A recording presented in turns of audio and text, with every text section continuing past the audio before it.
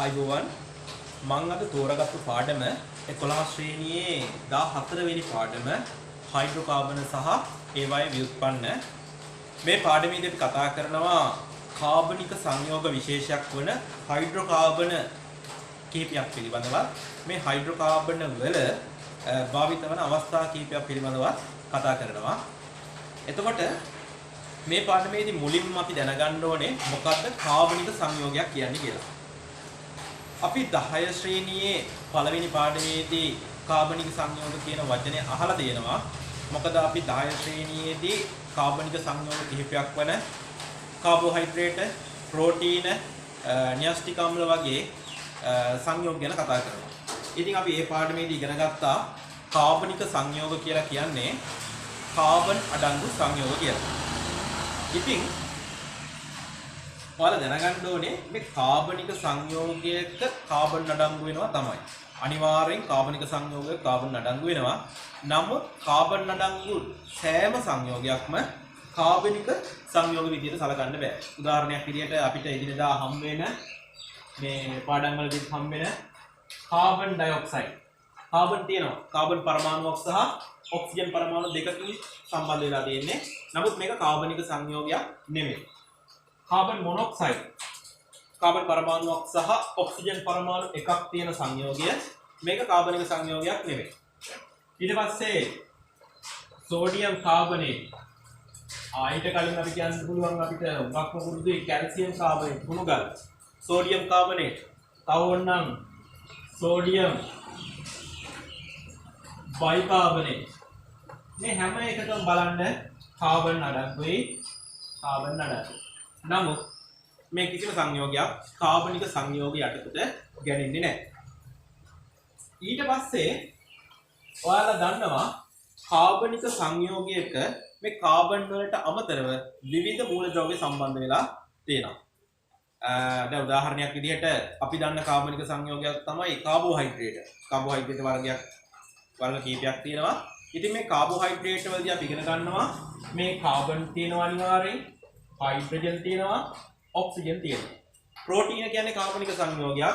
අපි ඉගෙන ගන්නවා මේකේ කාබන් තියෙනවා, හයිඩ්‍රජන් තියෙනවා, ඔක්සිජන් තියෙනවා, නයිට්‍රජන් තියෙනවා, සමහර විට සල්ෆර් තියෙන්න පුළුවන්. ඉතින් මෙන්න මේ විදිහට කාබනික සංයෝගයක කාබන් වලට අමතරව විවිධ මූලද්‍රව්‍ය සම්බන්ධ වෙලා තියෙනවා.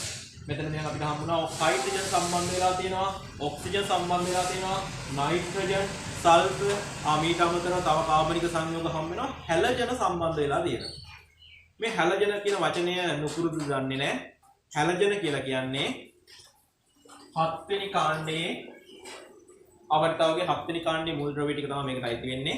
හැලජන මේ වායු තත්ත්වයේ තියෙනවා හුඟක් මූලද්‍රව්‍ය හැලජන. එහෙනම් ඔය විදිහට කාබනික සංයෝගයක කාබන් වලට අමතරව විවිධ මූලද්‍රව්‍ය සම්බන්ධ වෙලා තියෙන්න පුළුවන්. නමුත් මේ පාඩමේදී අපි කතා කරන්නේ කාබන් සහ හයිඩ්‍රජන් පමණක් අඩංගු මූලද්‍රව්‍ය කාබන් සහ හයිඩ්‍රජන් පමණක් අඩංගු සංයෝග පිළිබඳව අපි මේවට විශේෂ නමක් භාවිතා කරනවා හයිඩ්‍රෝකාබන කියලා.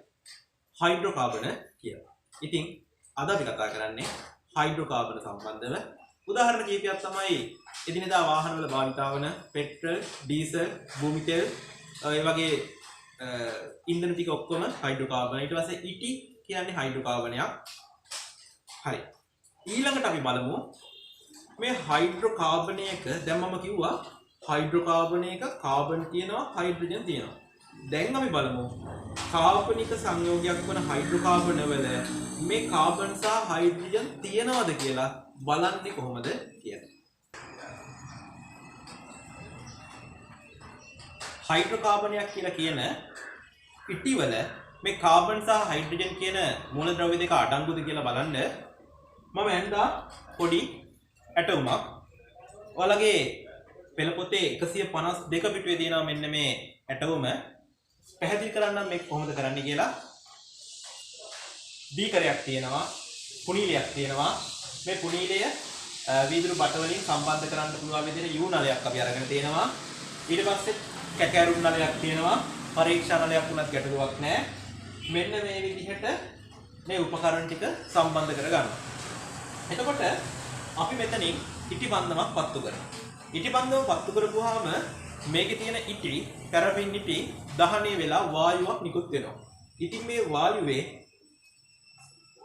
වායුව අපිට අවශ්‍ය කරනවා මෙන්න මේ නලය දිගේ මෙහෙම ගිහිල්ලා මෙන්න මේ මාර්ගය දිගේ මෙහෙම ගිහිල්ලා මෙහෙම මෙතනින් පිට වෙලා යන්න ඕනේ. ඉතින් ඔහොම තිබ්බොත් මේ වායුව ගමන් කරන්නේ නැහැ. යම් කිසි බලයක් තියෙන්න ඕනේ මේක මේ පැත්තට ඇද ගන්න. ඉතින් අපි මෙතනින් යම් බලයක් ඇති කරනවා. මේකට අපිට පුළුවන් රික්ත පොම්පයක් යොදා ගන්න. මේ රික්ත පොම්පයකින් මෙන්න මේ හිඩසේ තියෙන වාතය එළියට ඇදලා දානවා. එතකොට මේ හිඩසේ තියෙන මේ හිඩස පුරවන්න වාතය ඇදිලා එන්න ඕනේ. එන්නේ මෙන්න මේ නලයේ තියෙන වාතය ඇදිලා එනවා. හැබැයි මේ ද්‍රවයක ගිල්ලවලා තියෙන්නේ. මේ ද්‍රවය හරහා බුබුලු නංගමින් මේ අවකාශයට එනවා. මේ ද්‍රවය තමයි අවර්ණ හුණුදිය. ඉතින් මේ වීඩියෝ එක බලද්දී පෙළ පොතත් අතට අරගෙන තිබ්බනම් මේ නම් කරපු රූප සටහන් තියෙනවා වැඩේ ගොඩක් ලේසියි. එතකොට මෙතෙන්ට වාතයේ දැන් අඩුවක් එනවා. මේ වාත හිඩස පුරවන්න මෙහෙන් වාතය ඇදිලා එනවා. මම මෙතන යූනලේ උඩ වහලා නැහැ. උඩ වැහුවේ නැත්තම් ලොකු ප්‍රශ්නයක් වෙනවා. හේතුව වාතය ඇදිලා එන්නේ මෙහෙන් නෙමෙයි මෙහෙන් ඇදිලා එයි.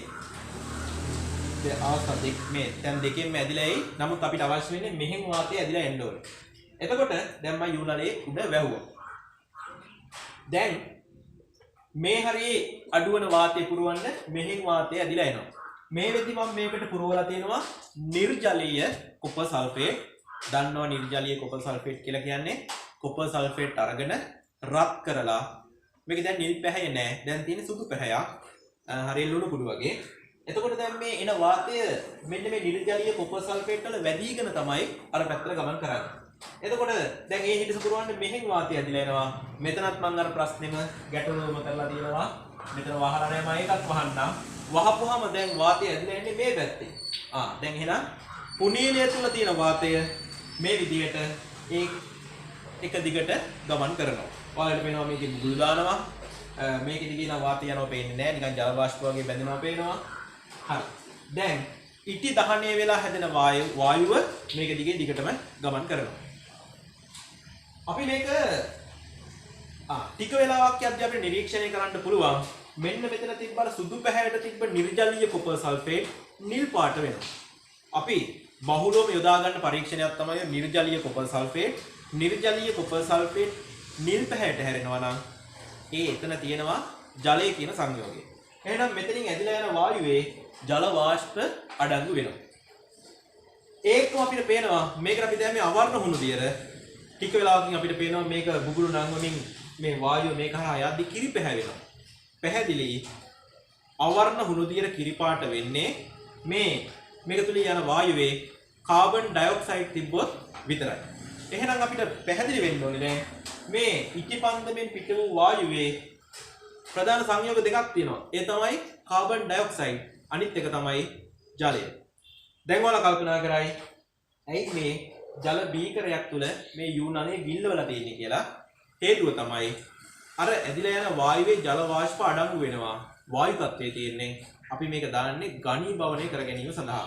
මොකද නැත්නම් මෙතනින් වැදිලා යද්දී අර මේ නිර්ජලීය කොපර් සල්ෆේට් වලට අවශෝෂණය වීමක් වෙන්නේ නැති වෙන්න පුළුවන්.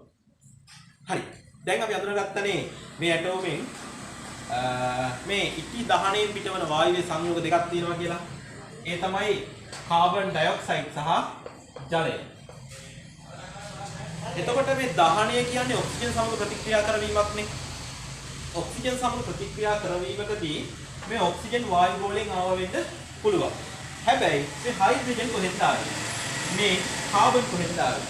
මේ හයිඩ්‍රජන් සහ කාබන් කියන මූලද්‍රව්‍ය දෙකම තිබිලා තියෙන්නේ මෙන්න මේ ඉටි තුල විය යුතුයි.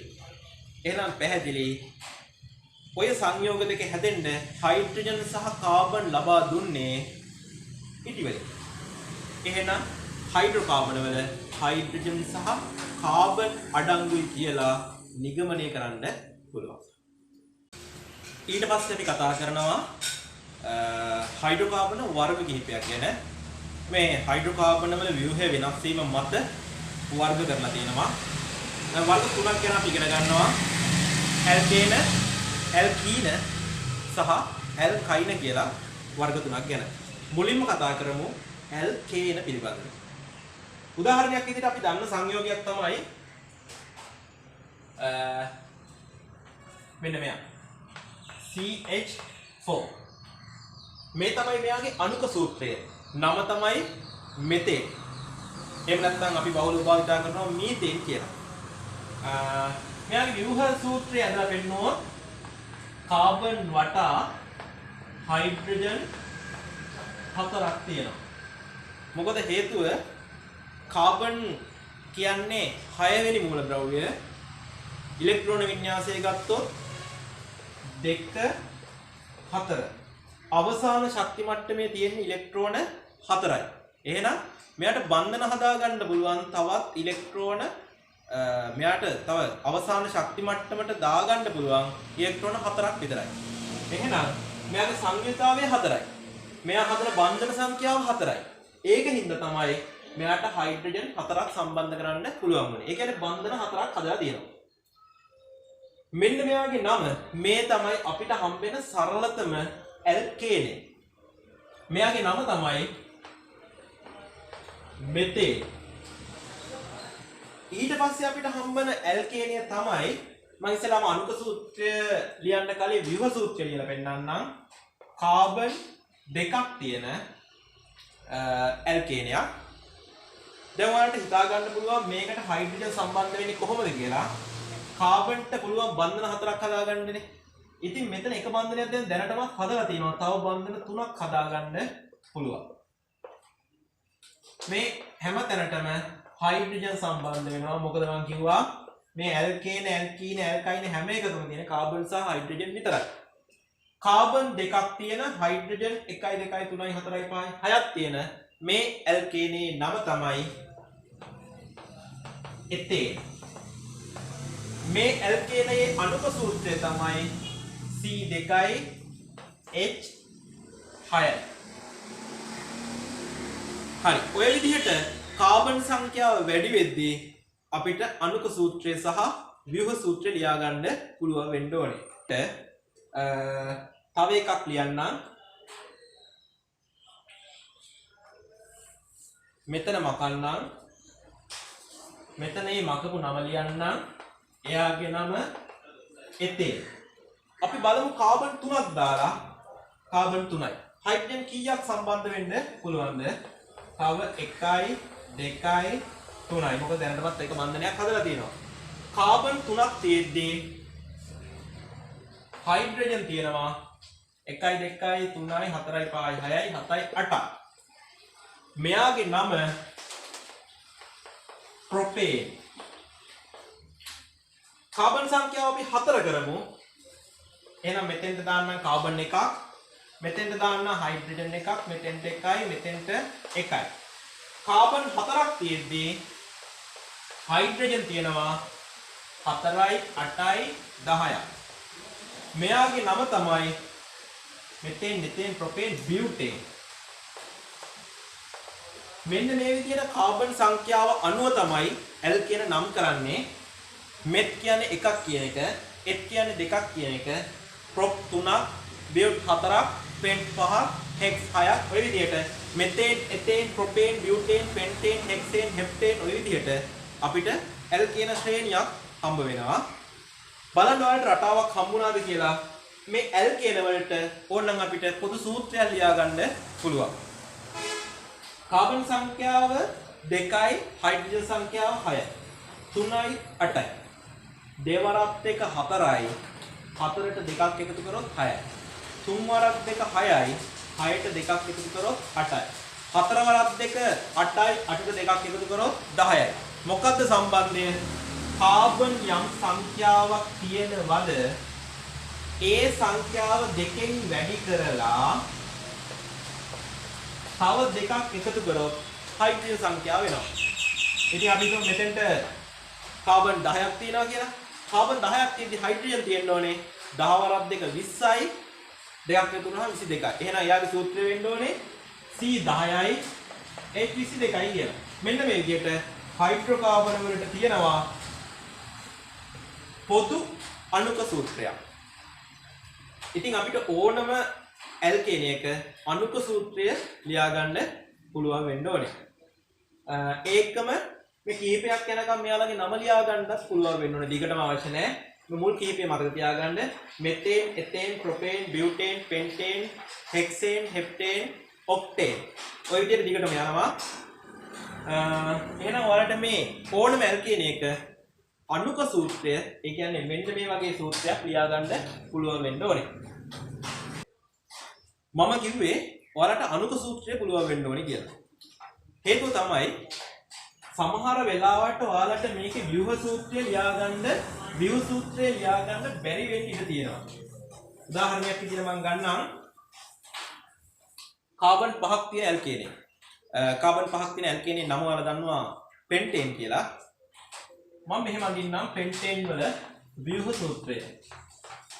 දැන් අදින්ම ඔයාලට හිතෙනවා මේක දැන් හයිඩ්‍රජන් පහට දාන්න ඕනි කියලා. මෙහෙම හයිඩ්‍රජන් අඳින්න යන්නේ 1 2 3 4 5 6 7 8 9 10 11 12ක් තියෙනවා. අපිට අවශ්‍ය නම් මේක මෙහෙමත් ලියන්න පුළුවන් ව්‍යුහ සූත්‍රය. කාබන් 3යි උඩට කාබන් එකක් දැම්මා යටට කාබන් එකක් දැම්මා. දැන් මේ කාබන් වලට තව බන්ධන තුනක් තියෙන්න පුළුවන්. හයිඩ්‍රජන් මෙතනත් හයිඩ්‍රජන් මෙතනත් හයිඩ්‍රජන් වෙනවා මෙතනත් වෙනවා මෙහෙම හරි. ඉස්සෙල්ලා ගණිතී හයිඩ්‍රජන් ආවා මේ පෙන්ටේන් වල 10ක් කියලා.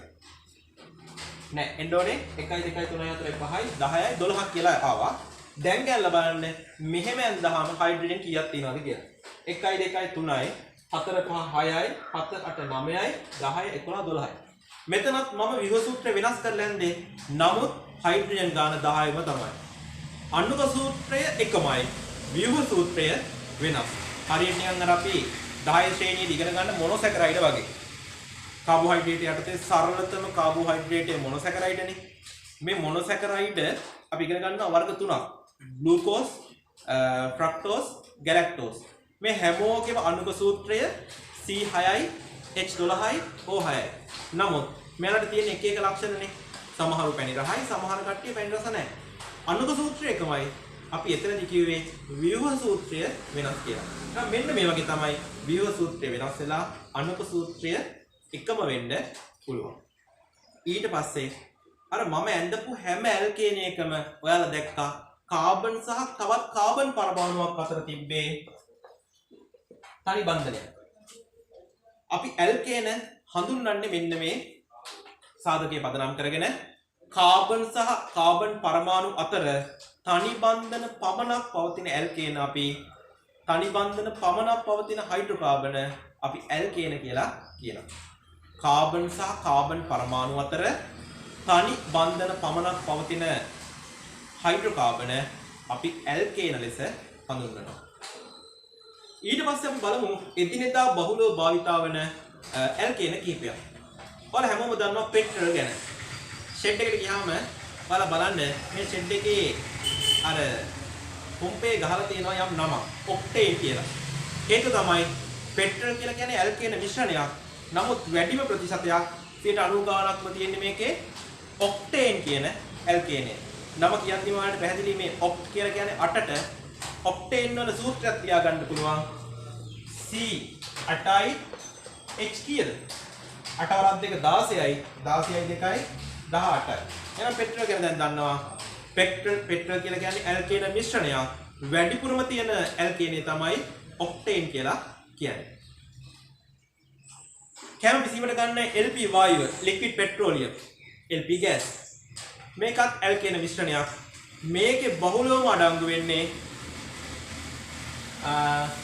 කාබන් 3ක් තියෙන ඇල්කේනයයි කාබන් 4ක් තියෙන ඇල්කේනයයි. මෙහෙම මතක තියාගත්තාම ඇති ඔයාලට හදා ගන්න පුළුවන්. එකක් තමයි C3යි H8යි. අනික තමයි C4යි H10යි. මාත් මේ හදාගත්තේ මේක දෙකෙන් ගුණ කරලා දෙකක් එකතු කරලා. මේක දෙකෙන් ගුණ කරලා දෙකක් එකතු කරලා. නම් දෙක මතකයිනේ. 3ක් තියෙන හින්දා propane. 4ක් තියෙන හින්දා butane.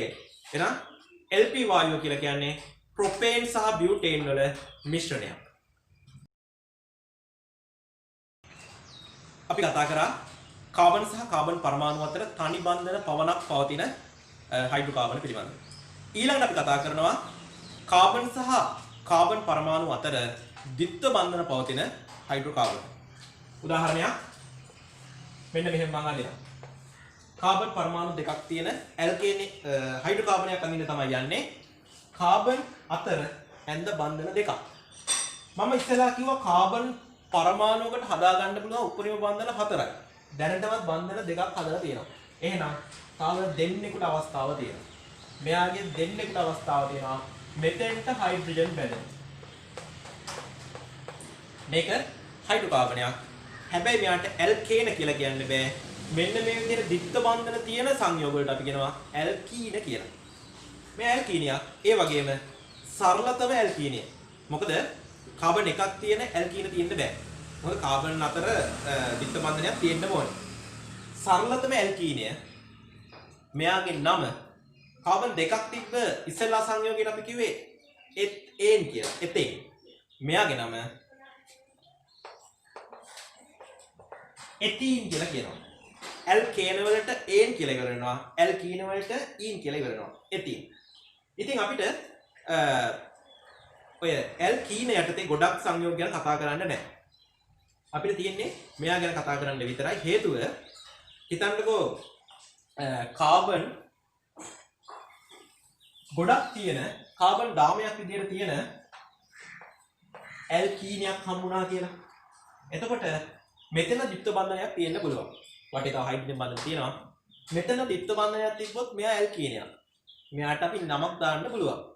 නමුත් මෙතන ද්විත්ව බන්ධනයක් තියෙන්න පුළුවන්. එතකොට ද්විත්ව බන්ධන එකක් කියලා නැහැ. ද්විත්ව බන්ධන කීපයක් තියෙන්න පුළුවන්. එතකොට ද්විත්ව බන්ධන දෙකක් තියෙන මෙයාත් ඇල්කීනයක්.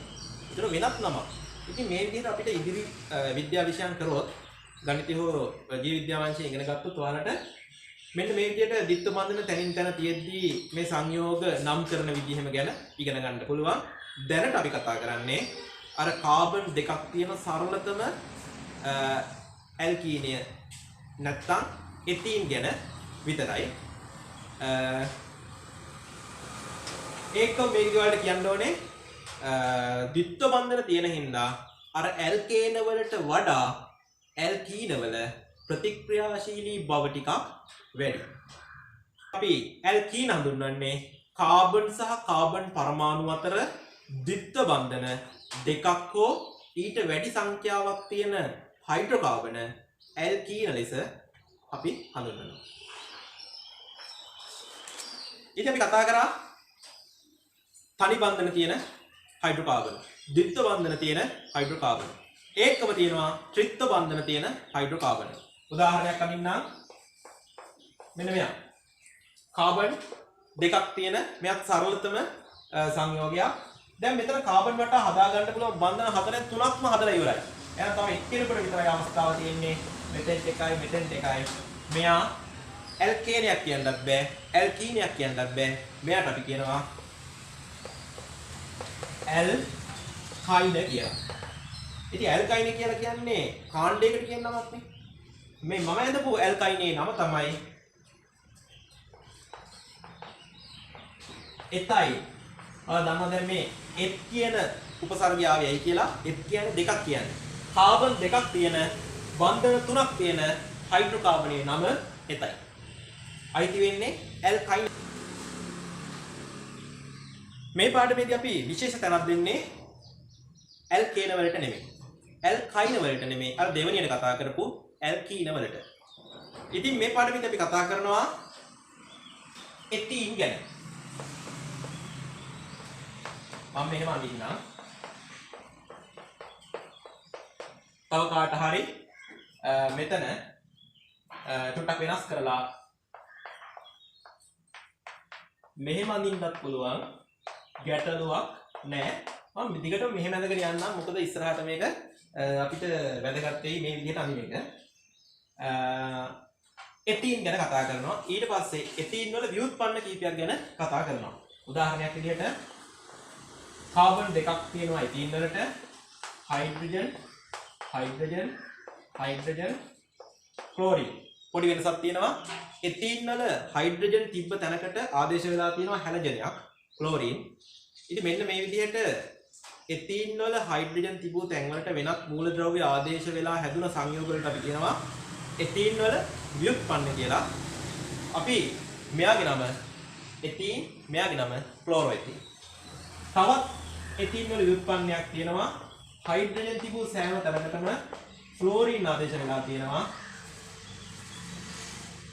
ෆ්ලෝරින් කියන මූලද්‍රව්‍ය පරමාණු ආදේශ වෙලා තියෙනවා. එතකොට මෙයාගේ නමටත් එතීන් කියලා කොටසක් එන්න ඕනේ. හැබැයි ෆ්ලෝරින් හතරක් තියෙන හින්දා ටෙට්‍රා ෆ්ලෝරෝඑතීන් කියලා කියනවා. ටෙට්‍රා ෆ්ලෝරෝඑතීන් කියලා කියනවා. අර ටෙට්‍රා කියන්නේ හතර කියන්න භාවිත කරන වචනයක්. මම ඉතලා කිව්වා බියුට් කියන්නේ හතර කියන්න භාවිත කරන වචනයක්. ඒ වගේම තමයි ටෙට්‍රා කියන්නේ හතර කියන්න භාවිත කරන වචනයක්. එතීන්, ක්ලෝරෝඑතීන් සහ ටෙට්‍රා ෆ්ලෝරෝඑතීන්. ඊට පස්සේ අපි බලමු එතීන් සහ එතීන් වල ව්‍යුත්පන්න එකතු වෙලා හැදුන බහු අවයවක පිළිබඳව. 10 ශ්‍රේණියේදී අපි කතා කරනවා ස්වභාවික බහු අවයවක කිහිපයක් ගැන. කාබෝහයිඩ්‍රේට් නැත්නම් පොලිසැකරයිඩ් කියලා කියන්නේ කාබෝහයිඩ්‍රේට් යටතේ පොලිසැකරයිඩ් කියලා කියන්නේ බහු අවයවකයක්. හේතුව තමයි මොනොසැකරයිඩ් අණු ගොඩක් පේලියට පෙළ ගැසිලා එකතු වෙලා හැදුන සංයෝගයක් තමයි පොලිසැකරයිඩ් කියලා කියන්නේ. ප්‍රෝටීන ඇමයිනෝ අම්ල එක පේලියට සම්බන්ධ වෙලා හැදුන සංයෝගයක් තමයි ප්‍රෝටීන කියලා කියන්නේ. DNA කියලා කියන්නේ ඩිऑක්සි රයිබෝ නියුක්ලියෝටයිඩ් එක පෙළට පෙළ ගැහිලා හැදුන සංයෝගයක් තමයි DNA කියලා කියන්නේ. මේ ඔක්කොම බහු අවයවක. එහෙනම් බහු අවයවකයක් කියලා කියන්නේ කුඩා අණු රැසක් එකිනෙක සම්බන්ධ වී සෑදෙන විශාල අණු තමයි අපි බහු අවයවක කියලා හඳුනාගන්නේ. ඉතින් මේ කුඩා අණු වලින් විශාල අණු සෑදීමේ ක්‍රියාවලියට කියනවා බහු අවයවීකරණය කියලා. බහු අවයවීකරණය කියලා කියනවා. ඉතින් අපි ඉස්සෙල්ලාම කතා කරමු එතීන් බහු අවයවීකරණය වෙලා හැදෙන සංයෝගය ගැන. බහු අවයවකය ගැන මම ඇඳලා තියෙනවා එතීන් අණු 3ක්. ඇඳලා තියෙන 3යි. හැබැයි මේ ක්‍රියාවලියට විශාල සංඛ්‍යාවක් දායක වෙනවා. මේ එතීන් අණු වල තියෙනවා ද්විත්ව බන්ධන. මේ ද්විත්ව බන්ධනයේ ලෙහිලා එහා පැත්තේ කාබන් සමග බන්ධනයක් ඇති කරගන්නවා. මේ ද්විත්ව බන්ධනය මේ කාබන් සමග බන්ධනයක් ඇති කරගන්නවා. ඔය විදිහට එක පේලියට මේ කාබන් 10ක් විදිහට සකස් වෙනවා. මෙන්න මේ ක්‍රියාවලියට කියනවා බහු අවයවීකරණය කියලා කියනවා. ඉතින් මෙන්න තියෙනවා බහු අවයවීකරණය වෙලා හැදුන බහු අවයවකය. බලන්න මෙතන දැන් ද්විත්ව බන්ධන නැහැ. ද්විත්ව බන්ධනය වෙනුවට ඒ තිබ්බ බන්ධනය එහා පැත්තේ කාබන් සමග සම්බන්ධ වෙලා. මෙතන තිබ්බ ද්විත්ව බන්ධනය ගෑවිලා මෙතන සමග සම්බන්ධ වෙලා. බලන්න මෙන්න මේ જાතිය ඒකකයක් එක දිගට දැන් පෙළ ගැහිලා තියෙනවා. මේකට කියනවා අපි ඒකාවයවකය කියලා. ඒකාවයවකය කියලා කියන්නේ මේ බහු අවයවකය සෑදීමට දායක වන කුඩා අණුවට. මෙයා ඒකාවයවකය. එතකොට ඒකාවයවක ගොඩක් එක පේලියට සම්බන්ධ වෙලා හැදෙන මේ ලොකු දාමයට කියනවා අපි බහු අවයවකය කියලා. මේ තියෙන බහු අවයවකය. මේක ඉතින් මෙතනින් එහාට තව දිග වෙන්න පුළුවන්. මෙතනින් එහාට තව දිග වෙන්න පුළුවන්. ඉතින් මේ දිග දාමයක් අඳිනවා වෙනුවට කෙටි ක්‍රමයක් භාවිත කරන්න පුළුවන් ඕන අර මේ එක ඒකකයක් මම තියාගන්න මෙතන ද්විත්ව බන්ධන නැහැ තනි බන්ධනයක් තියෙන්නේ. එක ඒකකයක් ලියලා වරහනක් දාලා මෙතනින් එන්න අපුරක්. ඒ කියන්නේ n වාර ගණනක් දිගටම තියෙනවා කියන්නේ. මෙහෙම ලිව්වොත් මේකත් බහු අවයවකේ නිරූපණය කරන්න පුළුවන් විදියක්. මේක ලිව්වත් එකයි මේක ලිව්වත් එකයි. ඊට පස්සේ මෙන්න මේ එක දිගට නැවත යෙදෙන ඒකක මම තිරේ දාන්න මේ ඒකකය තමයි එක දිගට නැවත අපි කියනවා මේක මේ රිපීට් වෙනවා රිපීටිං යුනිට් එක මම තිරේ දාන්න මේකට අපි මේකට කියනවා පුනරාවර්තන ඒකකය කියලා. පුනරාවර්තන ඒකකය. අලුත් වචන තුනක් හම්බුණා. ඒකාවයවකය, බහු අවයවකය, පුනරාවර්තන ඒකකය. මෙන්න මේ විදිහට ඒකාවයවකයට කිව්වේ අපි එතීන් කියලා. බහු අවයවකයට කියනවා පොලි එතීන් කියලා. අපි නම් බහුලව භාවිත කරන වචනේ පොලි එතීන් කියන්නේ අපි කියනවා පොලිතීන් කියලා. ඔය දිනදා භාවිත කරන shopping bag එකේම හදලා තියෙන්නේ පොලිතීන් වලින් තමයි. මුලින්ම අපි කතා කරන්නේ එතින් වල ව්‍යුත්පන්නයක් ගැන ක්ලෝරෝ එතීන් ගැන ඊළඟට කතා කරමු ක්ලෝරෝ එතීන් බහු අවයවීකරණය වෙන විදිය ගැන. ඇන්න ක්ලෝරෝ එතීන් අණු තුනක් ද්විත්ව බන්ධන තියෙනවානේ. බහු අවයවීකරණය වෙනවා කියලා කියන්නේ මේවා එකිනෙකට සම්බන්ධ වෙනවා. ද්විත්ව දාම ලෙහිලා එහා පැත්තේ කාබන් එක සම්බන්ධ වෙනවා. මම අර රූපෙමයි වෙනස් කරේ. මෙතන හයිඩ්‍රජන් මකලා ක්ලෝරින් දැම්මා. දැන් එතීන් ගොඩක් එක පෙළට හැදිලා හැදෙන බහු අවයවකයේ නම පොලිඑතීන් කියලා කිව්වා. ක්ලෝරෝ එතීන් එක දිගට පෙළ ගහිලා හැදෙන සංයෝගය පොලික්ලෝරෝ එතීන් කියලා අපි කියනවා. පොලික්ලෝරෝ එතීන් කියලා කියනවා. තව නමක් භාවිතා කරනවා පොලිවයිනයිල් ක්ලෝරයිඩ් කියලා. පොලිවයිනයිල් ක්ලෝරයිඩ් කියලා. පොලි කියන්නේ P අකුර අරගෙන, වයිනයිල් කියන්නේ V අකුර අරගෙන, ක්ලෝරයිඩ් කියන්නේ C අකුර අරගෙන අපි භාවිතා කරනවා PVC කියලා. PVC බට අපි දන්නවා ඔය ජල නල හුඟක් හදලා තියෙන්නේ PVC කියන මෙන්න මේ බහු අවයවකයෙන් තමයි. එහෙනම් මේ PVC කියන බහු අවයවකය ගැන කතා කරද්දී ඒක අවයවකය, බහු අවයවකය සහ පුනරාවර්තන ඒකකය ගැන අපි දැනගන්න ඕනේ. එතීන් වල තවත් ව්‍යුත්පන්නයක් තමයි ෆ්ලෝරින් 4ක් සම්බන්ධ වෙලා හැදුන ටෙට්‍රාෆ්ලෝරෝඑතීන්. and the tetrafluoroethene අණු තුනක් මේවත් එක දිගට දාමයක් විදිහට පෙළ ගැහිලා බහු අවයවීකරණය වෙනවා. ටෙට්‍රාෆ්ලෝරෝඑතීන් ගොඩක් අණු වලින් හැදුන මේ බහු අවයවකයේ නම තමයි මුලට එන්න ඕන වල දන්නා වචනේ පොලි ටෙට්‍රාෆ්ලෝරෝඑතීන්. පොලි ටෙට්‍රාෆ්ලෝරෝඑතීන් ඉංග්‍රීසියෙන් ওই වචනේ කෙටි කරලා PTFE කියලා කියනවා. තව නමක් භාවිතා කරනවා ටෙෆ්ලෝන් කියලා. මේ තියෙන්නේ බහු අවයවකය. මේ තියෙන තවත් එක නිරූපණය කරන්න පුළුවන් ක්‍රමයක්. එහෙනම් මේකෙත් අපි ඒක අවයවකය, බහු අවයවකය සහ පුනරාවර්තන ඒකකය අඳින්න දැනගන්න ඕනේ. මේ පොලිටෙට්‍රාෆ්ලෝරෝඑතීන් එහෙම නැත්නම් ටෙෆ්ලෝන් කියලා කියන්නේ අර නොයැලෙන බඳුන්, non stick බඳුන්. ඔය ඔම්ලට් එහෙම දාන්න ගන්න අර මිටක් තියෙන කළු පාට තැටිය. ඒකේ ආලේප කරලා තියෙනවා. මෙන්න මේ ටෙෆ්ලෝන් කියන බහු අවයවකය. මම කතා කරපු බහු අවයවක තුන. ඒ කියන්නේ එතීන් සහ එතීන් වල ව්‍යුත්පන්න දෙක ඇසුරෙන් හැදුණු බහු අවයවක තුනේ විශේෂ ගුණ කිහිපයක් සහ ප්‍රයෝජන කිහිපයක් ඔයාලගේ පෙළ පොතේ දාලා තියෙනවා 161 පිටුවේ 14/6 වගුවට පොඩ්ඩක් බලා ගන්න. මම විශේෂ කරුණු කිහිපය විතරක් කියන්නම්. මේකේ පොලිතීන් අපි දන්නවා භාවිතා කරන අවස්ථා තමයි ඔය බඩු ගේන්න අපි භාවිතා කරන shopping bag නැත්නම් පොලිතීන් මලු. ඊට පස්සේ වතුර බෝතල් හදලා තියෙන්නේ පොලිතීන් වලින් තමයි. ඔන්න ඔය විදිහට භාවිත කිහිපයක් තියෙනවා. මෙන්න මේ විදිහට භාවිතා කරන්න හේතුව තමයි මේක ගොඩක් සැහැල්ලුයි. අනිත් එක ජලය එහා මෙහා ගමන් කරන්නේ නැහැ. වාතය එහා මෙහා ගමන් කරන්නේ නැහැ. වායු රෝධකයි, ජල රෝධකයි. ඔන්න වගේ විශේෂ ගුණ කිහිපයක් තියෙනවා. වගුව බලා ගන්න. අනිත් එක PVC, පොලිවයිනයිල් ක්ලෝරයිඩ්. එහෙම නැත්නම් පොලික්ලෝරෝඑතීන්. ගන්නවා ජල නල හදන්න ගන්නවා. ඒකම අර වයරින් කරද්දි ගන්න අර කහ පාට බටය, කොන්ඩියුට් බට හදන්න ගන්නවා. වයරින් කරද්දි වයර් එක යවන්න ගන්න බලන්න ඔයාලගේ මේසලත් ඇති කහ පාට බටය, කොන්ඩියුට් බට මේව හදන්නත් ගන්නේ PVCම තමයි. ගිනි ගත්තත් මේක ඇවිලි යන්නේ නැහැ. ඊට පස්සේ ජලයට ප්‍රතිරෝධී. මෙන්න මේ වගේ කරුණු හින්දා මේ PVC අපි බහුලව භාවිතා කරනවා. ඊට පස්සේ අපි කතා කරේ PTFE, පොලිටෙට්‍රාෆ්ලෝරෝඑතීන්. එහෙම නැත්නම් ටෙෆ්ලෝන්. මේක අපි භාවිතා කරනවා මම ඉස්සෙල්ලා කිව්වා වගේ non stick බඳුන් හදන්න උඩින් අපි ආලේප කරනවා. ඊට පස්සේ දැන් අපි මේ විදිහට කතා කරලා තියෙනවා කාබනික සංයෝග කියන්නේ මොනවද? කාබනික සංයෝග විශේෂයක් වන හයිඩ්‍රෝකාබන් කියන්නේ මොනවද? කොහොමද හයිඩ්‍රෝකාබන වල හයිඩ්‍රජන් සහ කාබන් තියෙනවා කියලා පෙන්වන්නේ? ඊට පස්සේ හයිඩ්‍රෝකාබන වර්ග තුනක් ඇල්කේන, ඇල්කීන, ඇල්කයින.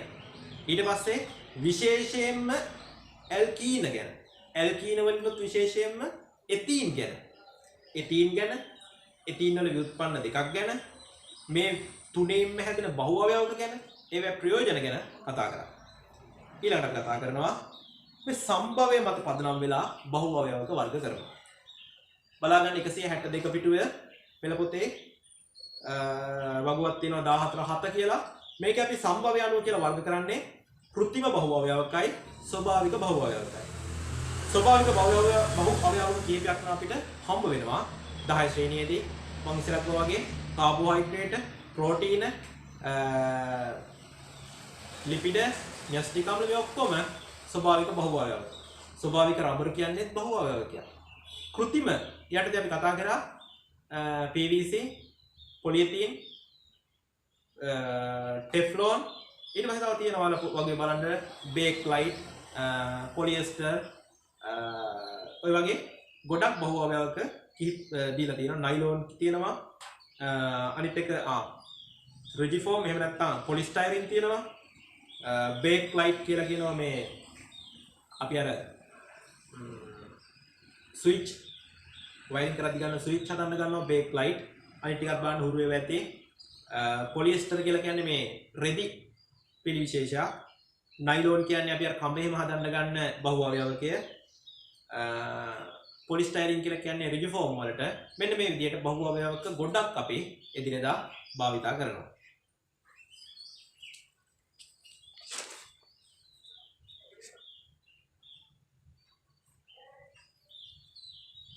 ඊට පස්සේ අපි බලමු දැන් මම කියවනේ ස්වභාවික රබර් කියන්නේ බහුඅවයවකයක් කියලා කිව්වා. අපිට පුළුවන් වෙන්න ඕනේ ස්වභාවික බහුඅවයවකයක් වන රබර් වල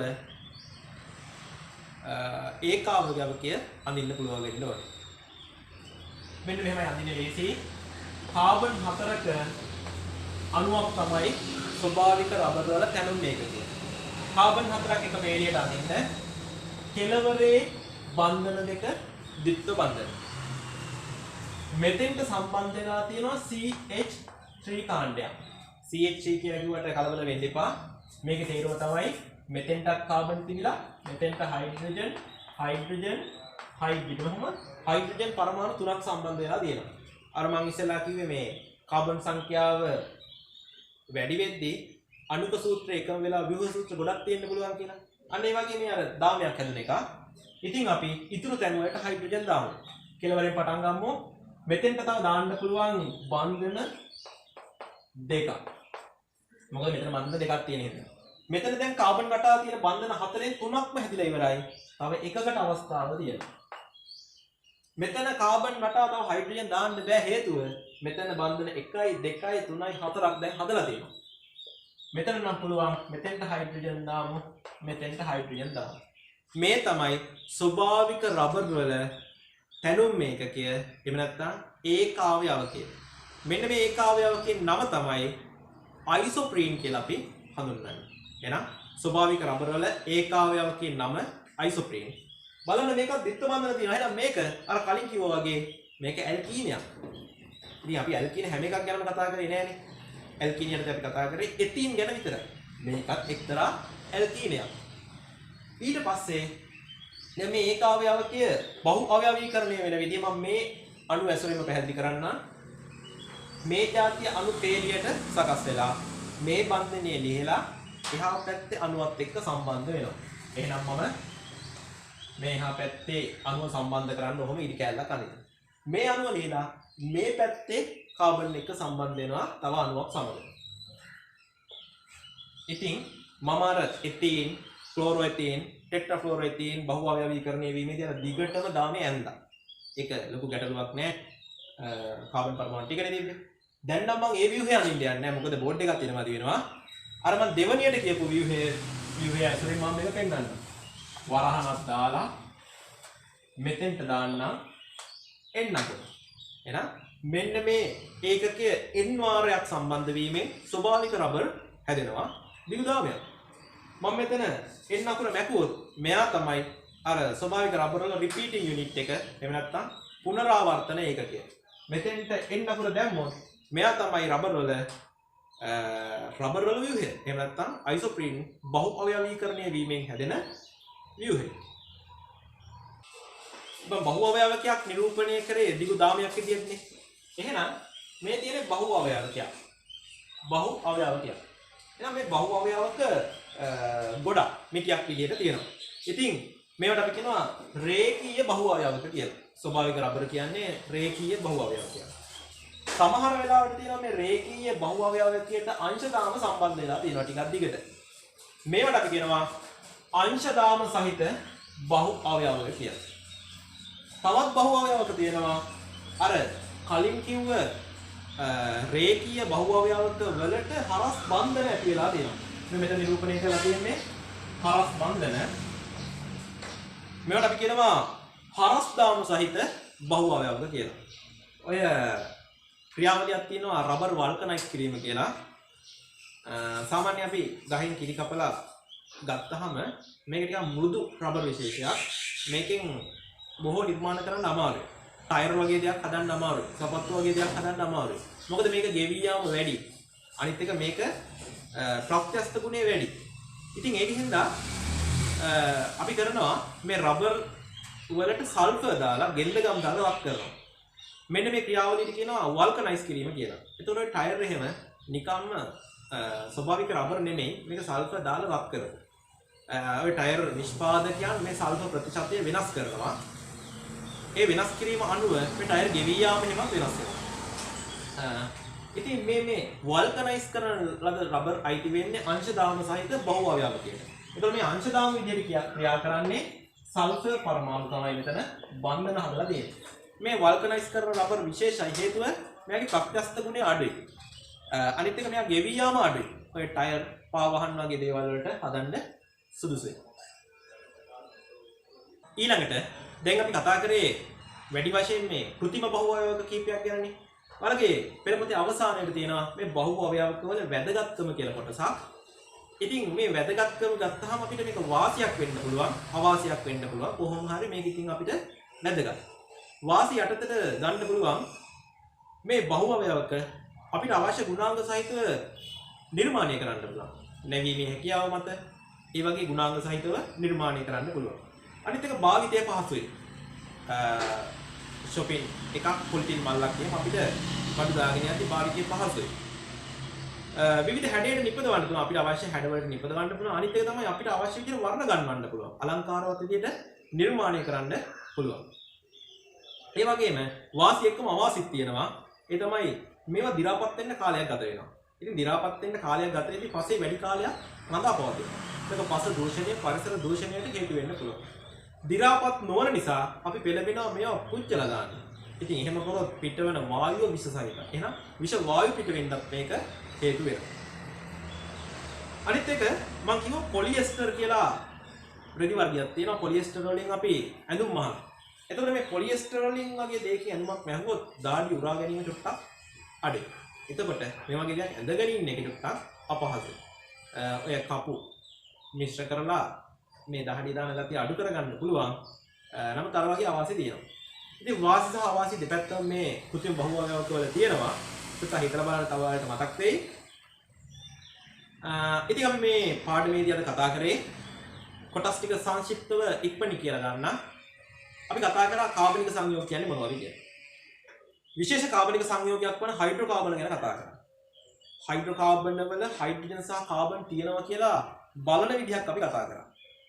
ඊට පස්සේ විශේෂයෙන්ම හයිඩ්‍රෝකාබන් වර්ග තුනක් ගැන කතා කරා. ඇල්කේන, ඇල්කීන, ඇල්කයින ගැන. ඇල්කේන, ඇල්කීන, ඇල්කයින අතරිනුත් ඇල්කීන ගැන විශේෂයෙන් කතා කරා. ඇල්කීන වලිනුත් එතීන් ගැන විශේෂයෙන් කතා කරා.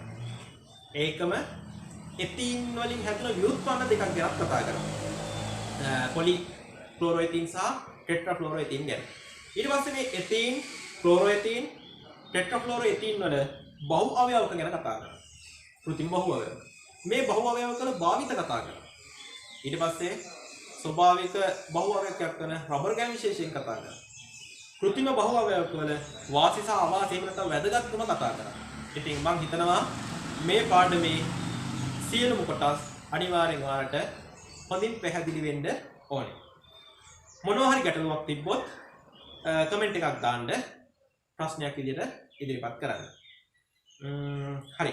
එහෙනම් ඊළඟ පාඩමෙත් අපි මේ විදිහටම හම්බෙමු. අයිබෝවන්.